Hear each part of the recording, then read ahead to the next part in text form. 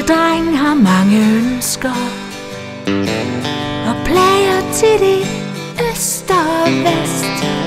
Der var engang en lille dreng, som skrækkeligt ønskede sig en hest.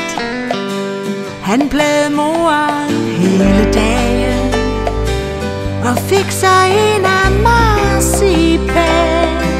Men da han så det smukke dyr, så græd en lille skuffet fyr.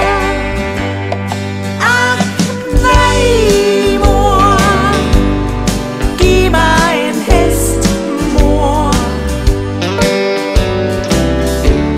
En hest vi to kan ride på,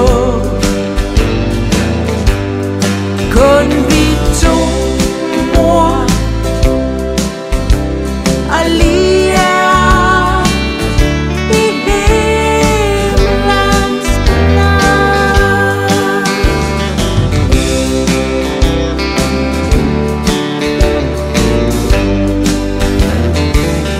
Tiden gik mod juleaften. Den lille dreng var meget spændt. Kun et i verden var hans ønske, og så blev juletræet tændt.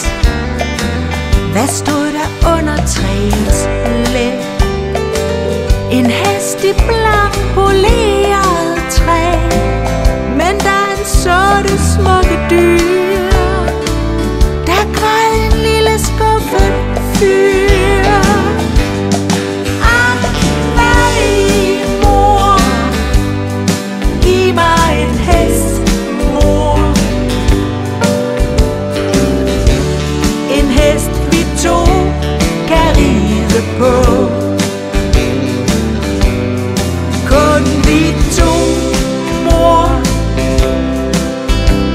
Og lige er i himlens blad. Ach nej, mor, giv mig en hest, mor. En hest vi to kan ride på, kun vi to, mor. Og lige er i himlens blad.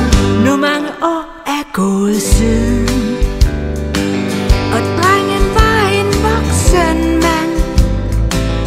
En morgen holdt der foran porten et flot og fyrigt hestespand, og 4 stolte heste trak